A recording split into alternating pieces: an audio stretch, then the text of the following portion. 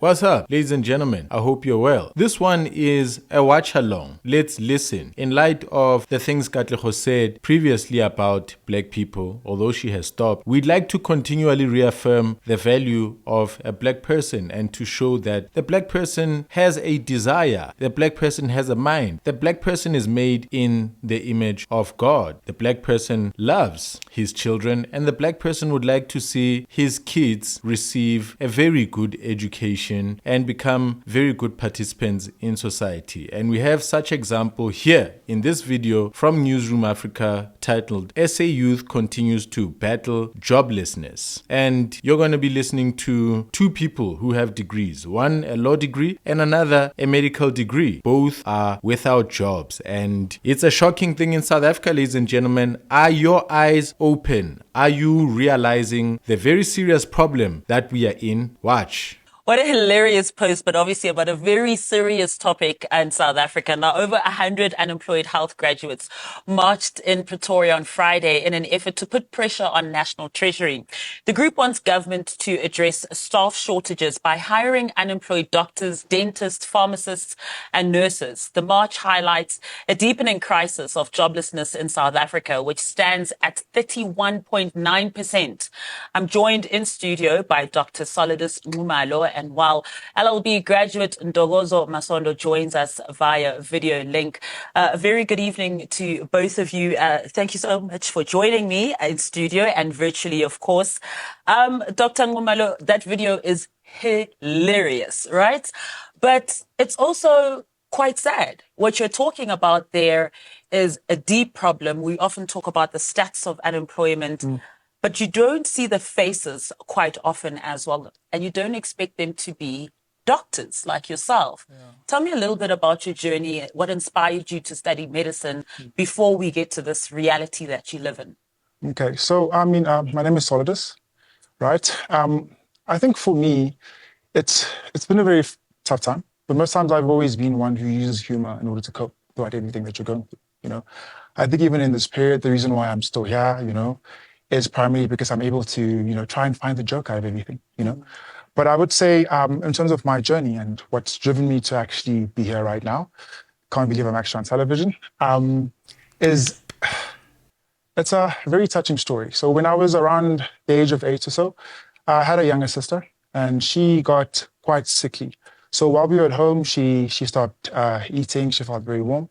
And I just remember telling my mother that I think there's something wrong with Uli, And then eventually my mom took my sister to the hospital, and I didn't see her for quite some time. And then she came back very, very late at night. She was crying.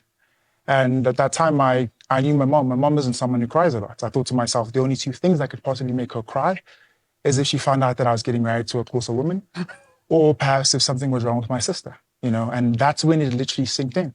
So the way that this journey started for me, it was, as a child, I thought maybe if I became a doctor, I'd never feel as powerless as I felt that moment when she passed away. Right. So I essentially just wanted to make sure that I could make sure that all the people that I love and the people that I care about could obviously possibly live forever. It was quite naive at the time, but I think that dream transitioned into becoming me, viewing myself as someone who wants to keep his family together, and grew into me becoming someone who wants to make sure that no one ever loses a family member. Thanks for sharing that with us, and just, geez, what a touching story and quite sad indeed. And a lot of people, when we talk about medicine, will say they're going to the profession because it's a calling, right? It's not about the money. But did you ever anticipate at any point while you were studying and venturing into possibly a life of medical work, did you ever think that there is a chance that you could be unemployed? Look, the first thing I'd say is my mom doesn't like that word. My mom would always say, "Mtanam, don't call yourself unemployed. You are pre-employed." So she's kept me quite positive, But I think there wasn't really a time. I think also as a child, you don't really think these things through. You just watch Grey's Anatomy and House, and then you start to think to yourself, this actually looks like it's pretty cool. But I won't lie to you and say I'm not surprised, Because I think if we look at our predecessors and everyone's had a very straight journey. It's been strict, Besides for these last 3 years, people have just been finishing and then they start working. So for us, it's such a shock because we haven't actually had time to prepare for that, But I did kind of think this would kind of happen, especially when I read the stats that were based on the previous year.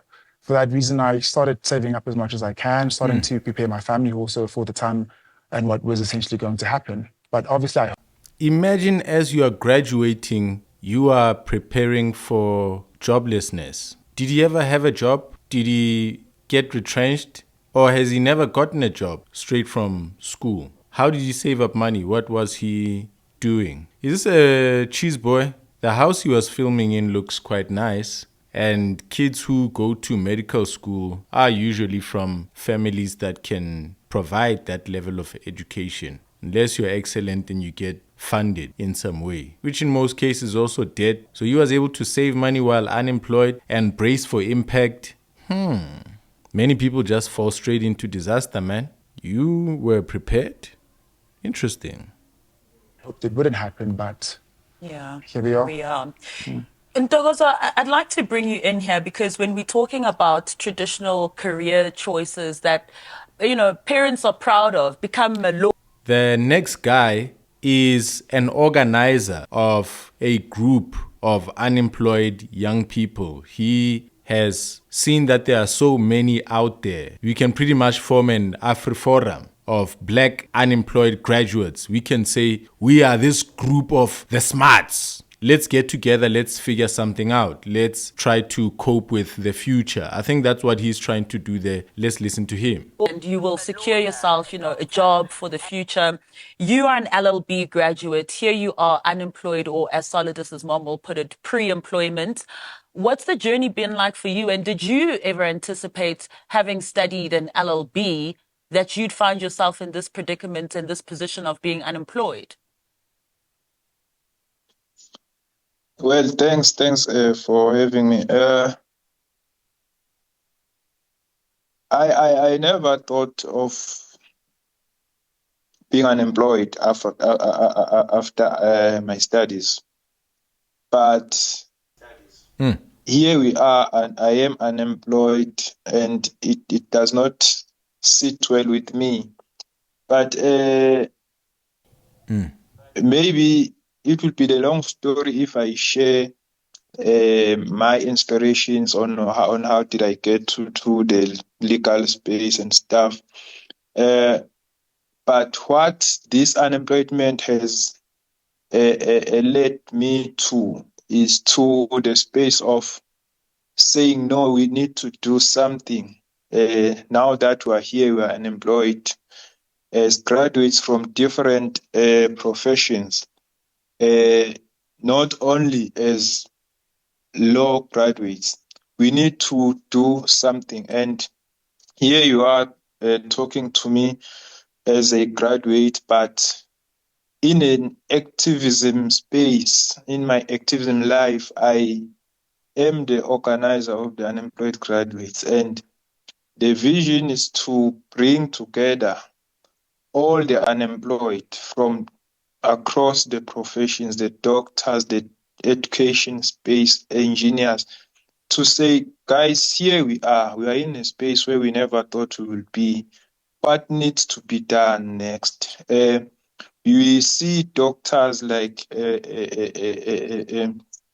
Ngumalo we are having here. We have seen here in KZN in Maritzburg, we have seen lots of teachers, social workers marching. Then we thought, no, let us not do this in silos. Let us do this thing collectively as the graduates, because you are talking to me today as unemployed. Is that communism when black people come together? I've put the question across. Aren't Afrikaners and white people, and the Indians as well, successful because of a communal relationship? Do they not have a strong communion? Are we, as black people, not visibly divided? Are we not operating in silos? Are we not in camps, fiefdoms, and tribes? Is there a coming together besides trade unions and political parties and burial societies? Are there any productivity societies? I think this man is trying to form one. And I am not a graduate. I dropped out after 1 year of university because I failed to do business. And so I admire people who've pursued an education. I don't look down on that. I don't have an attitude towards people who've gotten an education. I don't feel that I can laugh at them because they took a journey that I feel I avoided and I was correct. I told you so. No. No. So I'd like to get to know the brother. I'd like to hear what ideas are being put forth, being put together. I'd like to see these educated black youths actually do and achieve something. It would be such a beautiful, beautiful thing. Let's go. Employed a law under the law profession, but there are others who are not here. What are we saying about them? Hence, we came with this idea of organizing ourselves to say something needs to be done. It can take much of your time if we can go to the reasons why are we having unemployed graduates having so much a percentage in an unemployment statistics of South Africa. So really, we exist solely on that to say we need to do something. We need to come together. We need to demand answers and actually demand the employment from the authorities, the government. Because if you ask about myself, how did I get here? In my previous life, I'm from the student activism, student leadership, university. We started back in those times. We thought we would finish our qualifications and go work. But after I graduated, I have seen meeting students whom we assisted to access education when we were still in student leadership. And when you come across those students, they ask you, how, Chief, we are here, we are still unemployed, can you do something for us? Then I thought, no, whatever we're fighting for back in varsity, it was never a mission accomplished upon our graduation. We still need to go on now to fight for employment.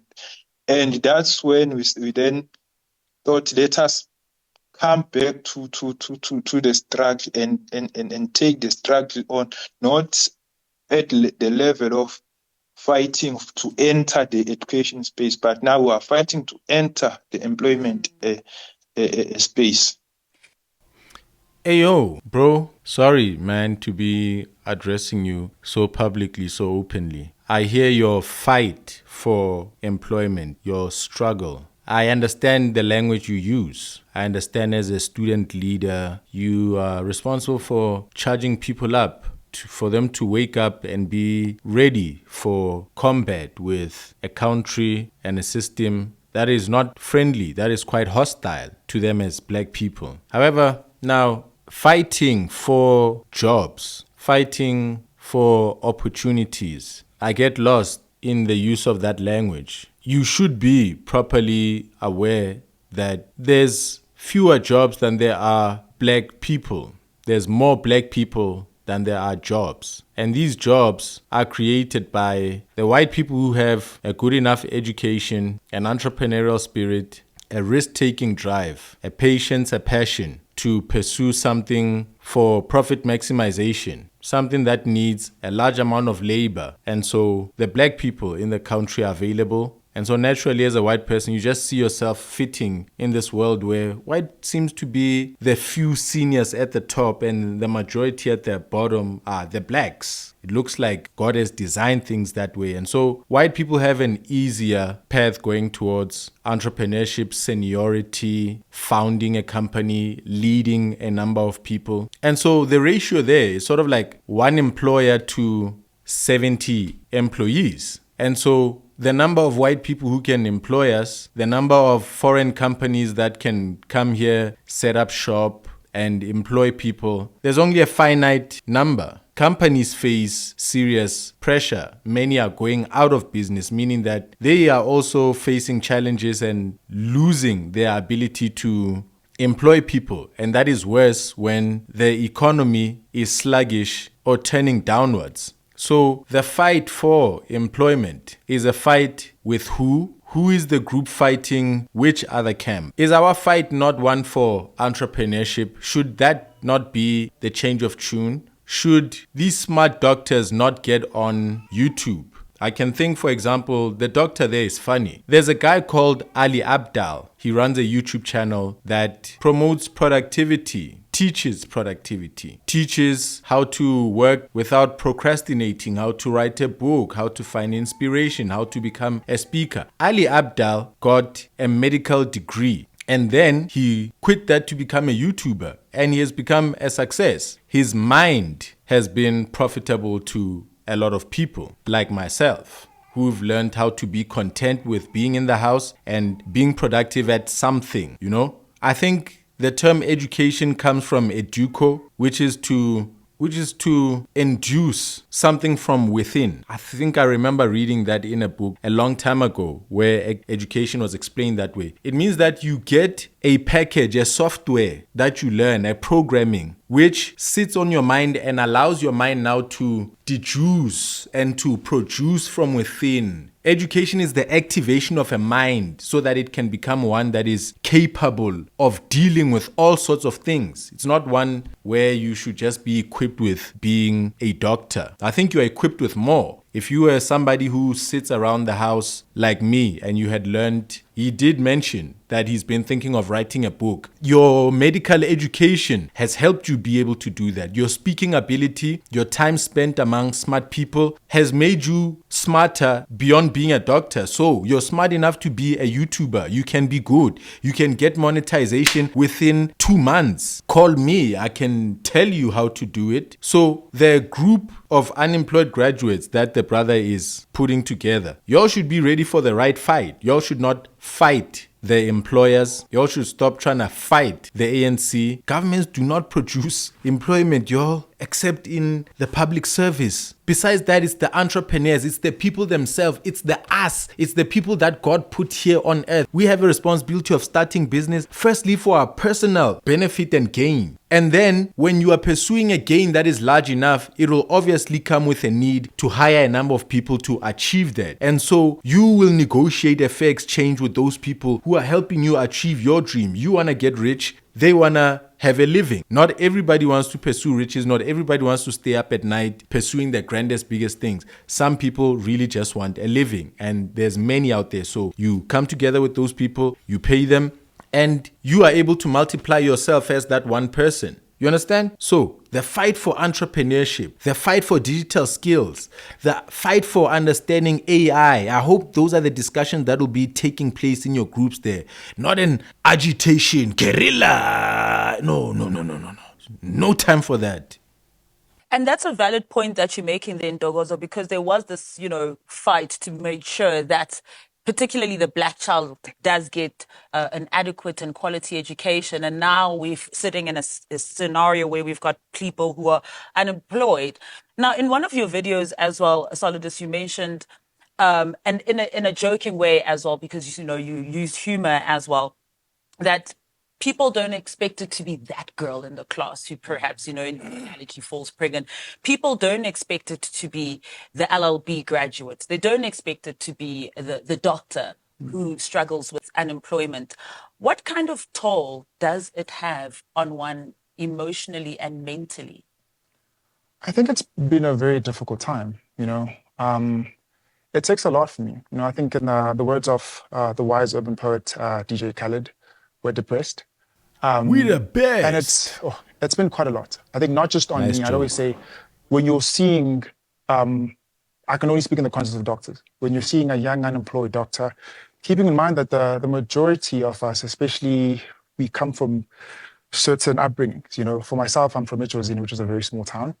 And essentially when you see an unemployed graduate, you're not just seeing him or her. You're essentially seeing an entire family that's reliant on that person, And I think for most people, people can relate in terms of studying through university and having money, like from NSFAS and so on, and having to send money home in order to help out. So a lot of people start providing at such a young age, especially because we're the first ones in our families to actually go out there and actually, go to college, go to university and so on. And it's so tiring because the journey that we've seen for people around us, it's been one.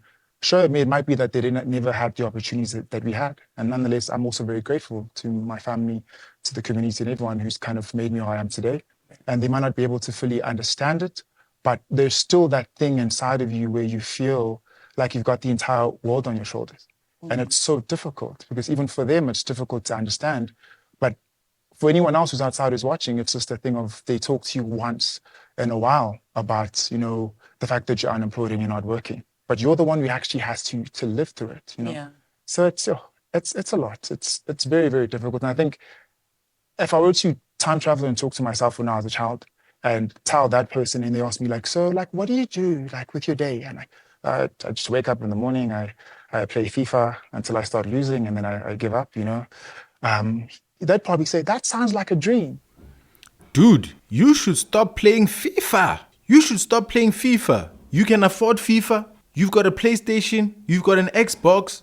Go sell that thing and start a YouTube channel, my dude. Let me not fight.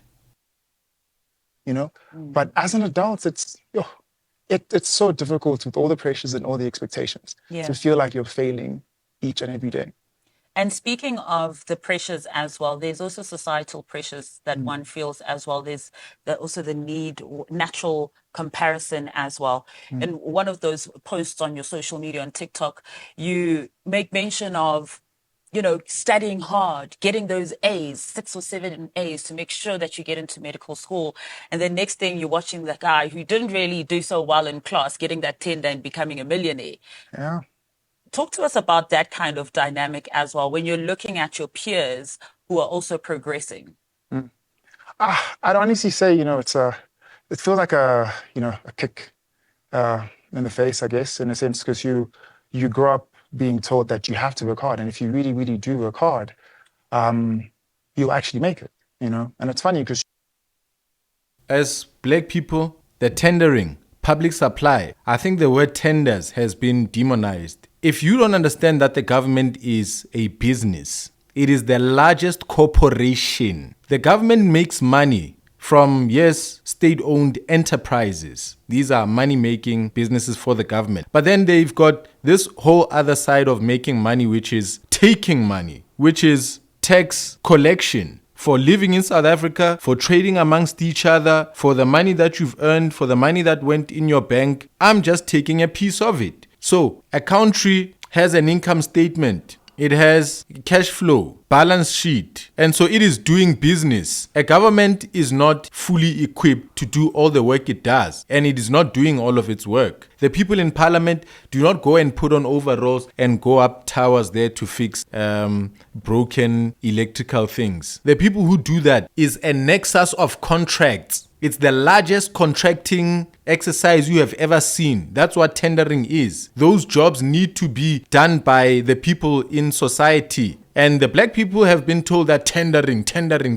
As you can hear here, it's being made humor. Bro, register a company. Go on the central supplier database. Be tax compliant. It's very difficult to get a tender or to even be able to submit paperwork if you're not tax compliant, if you're not properly registered and paying for the renewal of your company's registration, if you're not filing returns. So pursuing tendering is one way that will make you smart. You may not get a tender, but you'll start to understand what it is that you are pursuing. And should you get one, tenders are not lotteries where you win. There's a lot of work to be done, and the profits are probably as much as you get in a business. I applied for a photography tender. It was one for 3 years. There was an institution that constantly had graduates. They had a school, an academy. It's the flight school, ATNS. And they wanted a photographer to take photos of every graduation for 3 years. And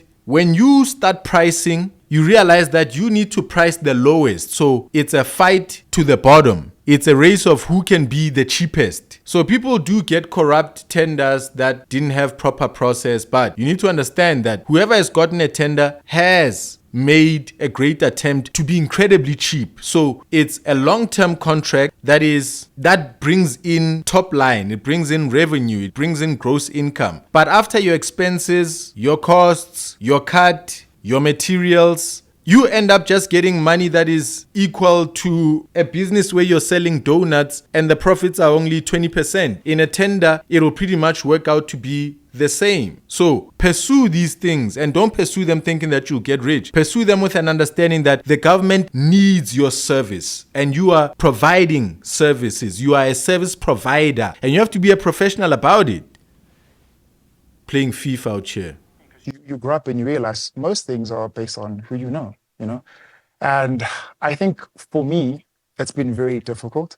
I was even having a conversation with my friend, Dr. Dumisanzama, and he's got aspirations of becoming a neurosurgeon, And the conversation for the very first time, since I've always known him, he's been someone who's always on saying, look, I'm going to be the best neurosurgeon in the world. This is what I'm going to do. Everything is going to work out according to plans.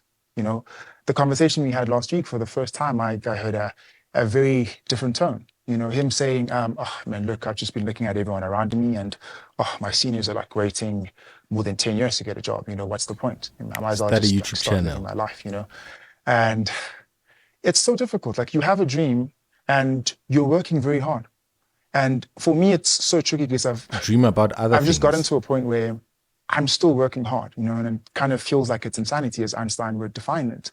You're trying to kick down this door and you're doing it in the very same way that you think it should happen. But the more that you try and kick down this door, you realize that like the door's closed, and they say sometimes a window try another opens, door.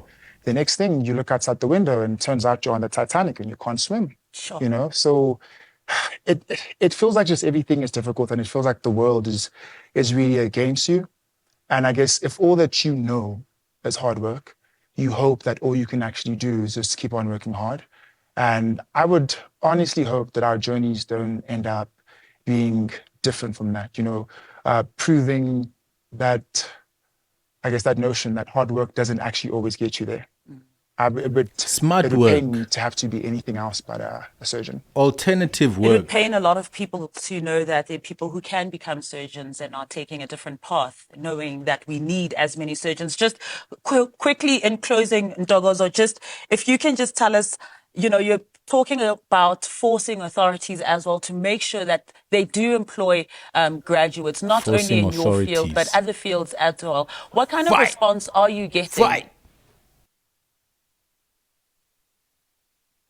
It is very painful, my sister, because we live in a country where those in power really do not care what us on the ground are faced with. They are essentially the sources of our problems. We see marches day in, day out, but the response is not there. That is why we are calling for a more tense action, mass action to be taken or to be demonstrated to the authorities to say. Mass action to demonstrate to the authorities. I think you require mass productivity, mass creativity, not mass demonstration. You gotta be young and use your brain, my brother. Let's use our brains, dog. Because clearly you will march, you will hand over your memorandum, they will sign, and it will end there. Come the budget speech on the 12th, you will still see these austerity budget cuts, which are the root cause of this unemployment that we are faced with. We therefore need to... Budget cuts is because of smaller revenue, smaller taxes being collected, fewer taxpayers. To up our game in terms of not only marching and handing over memorandums, but we need to sit down and find a strongest way to send the message to the authorities to say, Now we need to demand our right to work, because clearly Demand. Oh no, bro. Oh no, bro. Oh no, bro. Time is running out, my brother. You're not gonna be young forever. Change tactics. It's insanity to do the same thing, expecting a different result. You need to move on from this. You need to wanna become a tax-paying citizen. That should be your North Star. Say, I wanna be a tax-paying citizen. I wanna pay hectic taxes. I wanna pay a lot of money. Think that way. And then you'll find that if you aim for that, you'll become a person who's now also aiming to employ people.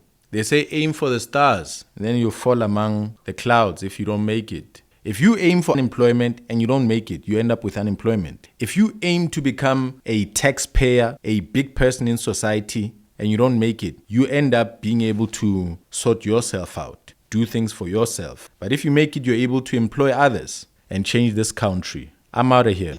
they are not year in, year out. Every time you listen to the treasurer or the Minister of Finance, you will experience the cuts in various departments. Yeah. And with those cuts, what comment job opportunities do you expect to be created?